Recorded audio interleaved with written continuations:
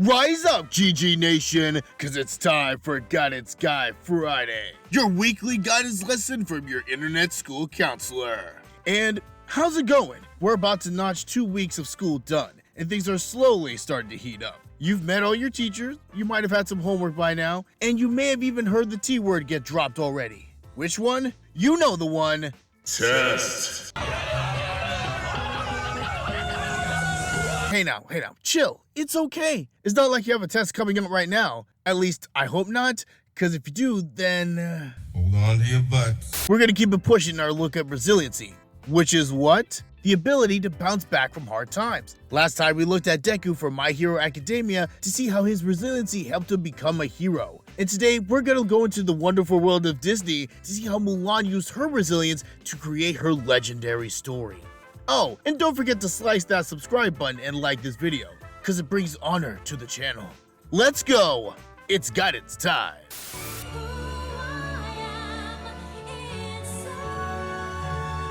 Just in case anybody forgot, let's go over the 3 ways to be resilient. Cause there's no way you'd forget that, right?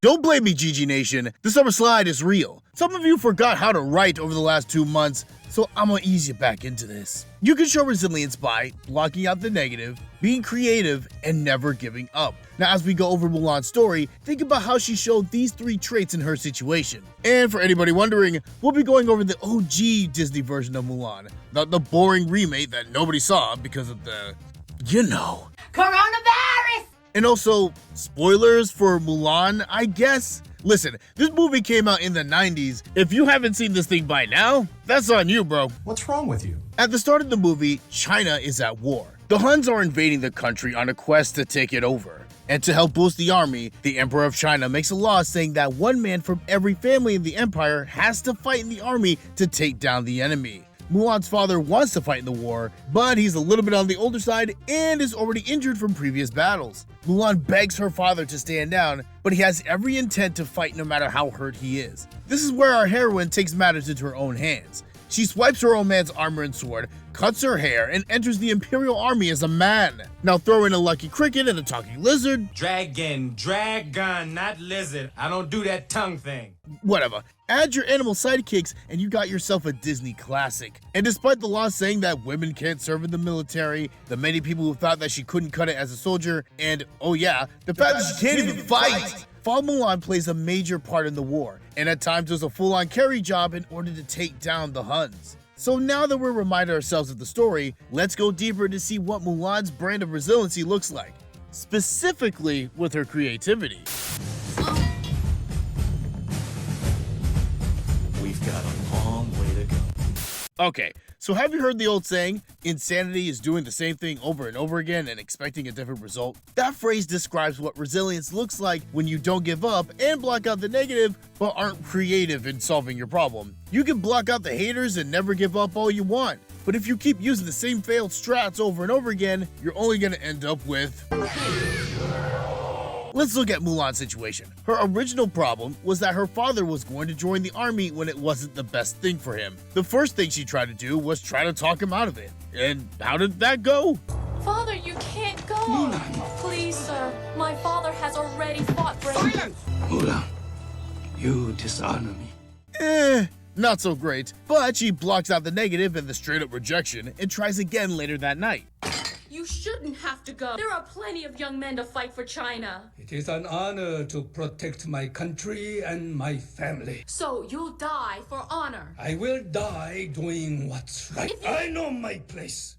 It is time you learned yours. So she's 0 for 2 on talking daddy out of the war thing. At this point, she needs a new approach. She needs to get creative. So she goes, bump this, I'm gonna do it myself, and joins the army while incognito mode. Then she runs into problem 2.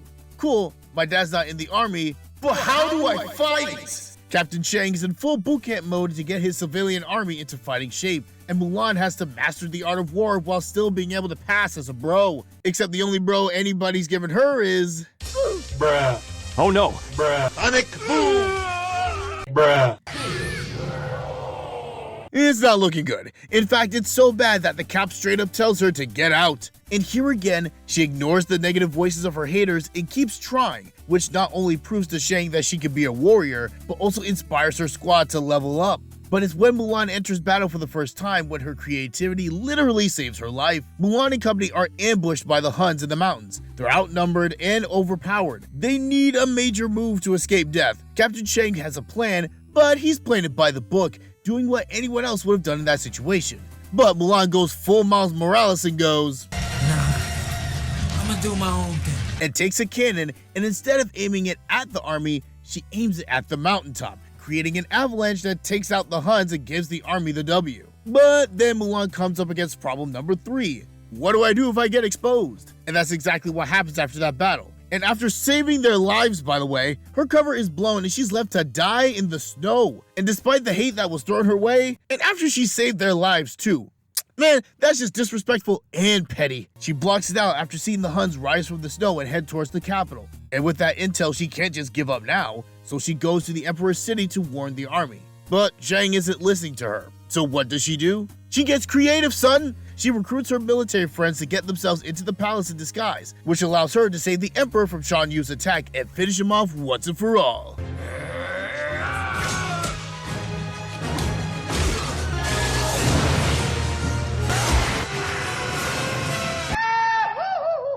Now that may be the end of Mulan's story, but how does her life impact yours? It looks like you're out of ideas. Not quite. Mulan's creativity gave her the ability to keep her father out of the army, save said army from the Huns, and ultimately save all of China. So how can creativity work in your situation? It depends on the problem, because there are many ways to solve the issue. But that's exactly the first step to unlocking creative resilience. Remember that there's more than one way. Life isn't math where there's only one answer to the problem. Most times, a situation will have many ways to get around it. It could look like looking at the problem from another perspective, or growing through it step by step to see where issues come up. Secondly, remember that creativity is a team effort. Mulan didn't save the Emperor by herself. She got her friends to help her in that mission, and you have that same option too. Ask for help. Check to see how someone else might get through your problem, because 2 heads are better than 1. The story of Mulan is one of courage, determination, and unstoppable resilience. Her creativity showed her different ways to solve a problem, and that relying on others made her stronger than she ever could have been alone. And remember, you have that same kind of creativity as well. The power is yours. Welcome back to the Character Corner, where we're continuing our look into what mentorship is. Now that you know what a mentor is, let's take a look at what a mentor looks like. Because just like how not every friend is a good one, not all mentors are the right one for you. A good mentor is someone who's great at what they do. They enjoy what they do, and you just know they got that juice that others don't. 2, make sure that they have time to mentor you. People are busy, and even though someone might be a great teacher for you, if they don't have the time, it's not gonna work out. And 3, you gotta like each other, cause trust, if you have a mentor who you don't like or they're not really feeling you, then you're both wasting your time. So let's put it all together. A great mentor is someone who is great at their craft, they have the time to teach you, and the both of you get along. Having a mentor is like any other relationship. Certain things gotta match up before you can level up. And it's time for you to return to the classroom. So don't forget to like and subscribe on your way out, and I'll see you next time. Peace out, GG Nation. Guidance Guy out.